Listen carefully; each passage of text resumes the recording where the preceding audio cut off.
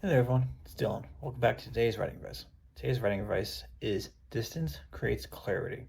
Take breaks before revising. So, I think that's pretty self explanatory, but the meaning behind it is, for me personally, I can relate to this a lot because when I wrote my first draft, I immediately dove into my second draft. And once I finished the second draft, I immediately dove into the third draft.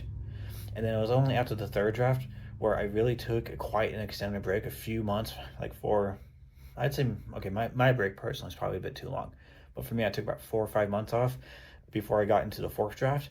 And then when I came back and I read the first page and on the fourth draft, I was like, what is, what happened? Like, how did this, how did I not notice all of these everything?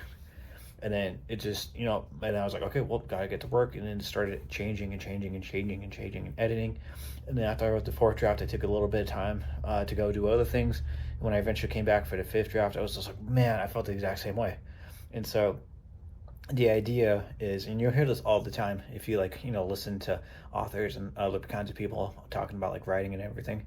But we, and I especially, get way too attached and married to your work, right? Like you write it and then it makes sense in your head because like me when I read my stuff, I can like see the image perfectly because like that's just how like I had it for readers.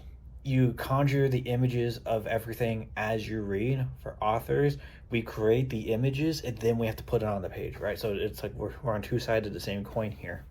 But if you can see it so well and to you it makes perfect sense, then when you try to edit it, you're gonna overlook some of the most obvious things. And man, I feel pretty stupid, honestly, like looking back on some of the things people told me about when they were editing my stuff.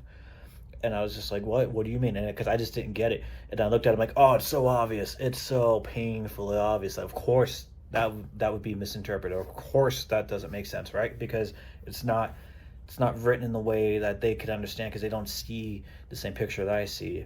So I've definitely learned that it's very important to take I'd say at least a month or two off of just going and doing something completely else after you finish a draft or a major piece of work before coming back to revise it, because then it'll give you the time you need to separate yourself from it for a little bit.